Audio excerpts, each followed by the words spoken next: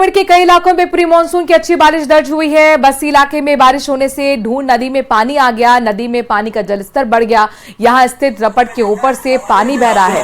रपट के ऊपर से पानी बहने से क्षेत्र के सांबरिया से 12 पदमपुरा जाने वाले मार्ग पर जाने वाले ग्रामीणों को काफी परेशानी हो रही है।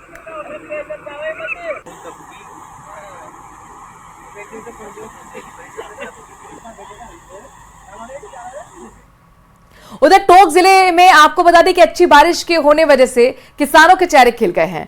बद इंतजामी से हालांकि लोगों की परेशानी भी बढ़ी हुई है। पीपलू अस्पताल और यूनानी अस्पताल पानी से टापू बन गए हैं। माध्यमिक स्कूल के खेल मैदान और बस स्टैंड पर पानी ही पानी नजर आ रहा है। कलेक्टर के लगातार निर्देशों के साथ स्थानीय प्रशासन ने जल निकासी के इंतजाम नहीं किए। बारिश से पहले नालों की सफाई नहीं हुई। अस्पताल रोड की कॉलोनियों में भी पानी भर गया। पीपलू इलाके में स्कूल की छत टपकने से छुट्टी करनी पड़ी।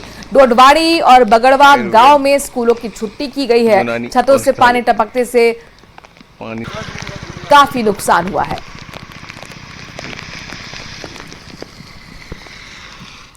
नर्सिंग कर्मियों की ड्यूटी रोटेशन के आधार पर लगाने का एसएमएस मेडिकल कॉलेज प्रशासन का फैसला अमली जामा नहीं पहन पा रहा। दरअसल नर्सेज एसोसिएशन का एक धड़ा इस फैसले के पक्ष में है, जबकि दूसरा इसके खिलाफ। लेकिन अस्पताल प्रशासन चाहता है कि नर्सिंग स्टाफ को रोटेशन में ड्यूटी करें ताकि हर एक डिपार्टमेंट में काम करने के लिए वो सक्षम हो सके।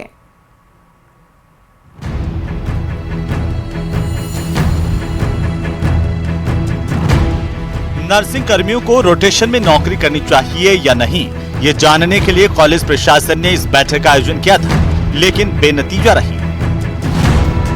आलम यह है कि कई साल से एक जगह पर जमे नर्सिंग कर्मी बदलाव की चर्चाओं से ही बेचैन हो गए। जानकारों की माने तो ऐसे कई नर्सिंग कर्मी हैं जो सालों से नर्सेज के काम के अलावा दूसरे कामों में लगे हैं। ऐसे में रोटेशन के आधार पर ड्यूटी का फैसला इन्हें रास नहीं आ रहा है। ऑक्सीजन प्लांट में काम करने वाले नर्सेज नेता श्याम सिंह के बयान से तो ऐसा ही लग रहा है। ये जो जानकारी है ना, जो अज्ञानता में लोग इस तरह का स्टेटमेंट दे रहे हैं कि नर्सेज जो है नर्सेज के काम पे नहीं लगी हुई है। जहाँ जहाँ नर्सेज काम पे लगी वो सब Rajasthan nursing Indian nursing council का जो हमारा सिलेबस है, वहाँ हमारी जो राज्य सरकार के द्वारा सैंक्शन पोस्ट है उन पे ही काम कर रही है। एक भी नर्सेज ऐसी नहीं है जहाँ उनके अलावा काम नहीं है। मैं उदाहरण देता हूँ ऑक्सीजन प्लांट का, सारी ऑक्सीजन कैसे किस तरह सप्लाई करनी है हमारे सिलेबस में है और उसमें नर्स होनी चाहिए।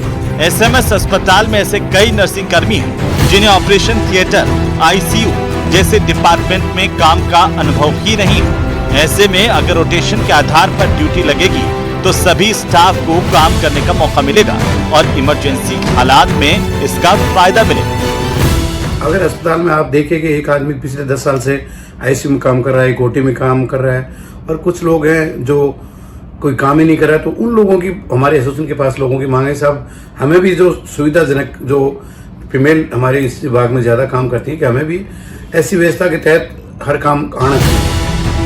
ऐसी भी जानकारी है कि कई नर्सिंग कर्मी ऑक्सीजन प्लांट, लॉन्ड्री और किचन के अलावा वीआईपी ड्यूटी में रहते हैं। ऐसे में अगर ड्यूटी चार्ट रोटेट होगा तो इन्हें दिक्कत जरूर होगी। ये बात काफ़ी लॉन्ग टर्म से सबकी डिमांड में है कि नर्सिंग कर्मियों का प्रॉपर रोटेशन हो और सब जगह उनकी आवश्यकता रहती है।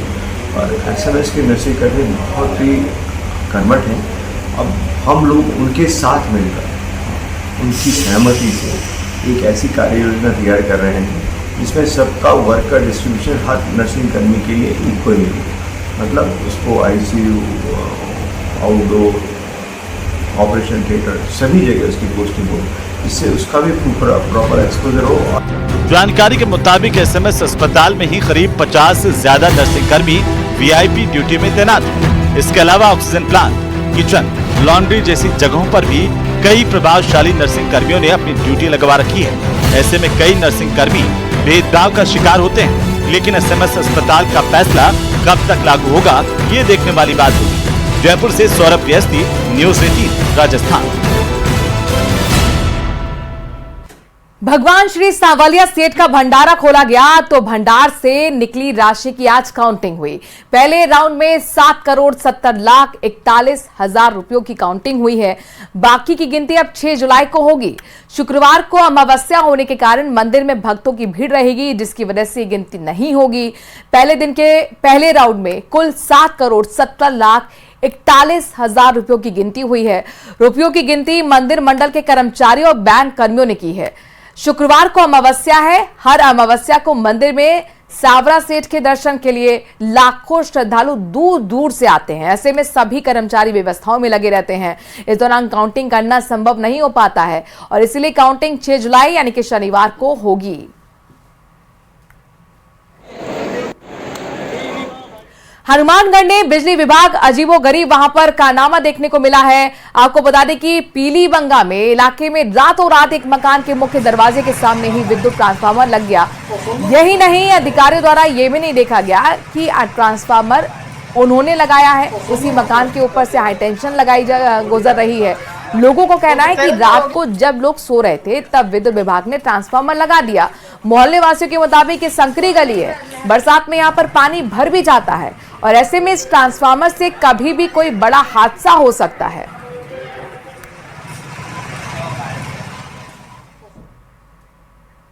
वक्त छोटे से ब्रेक का है, आगे देखिए देश और दुनिया।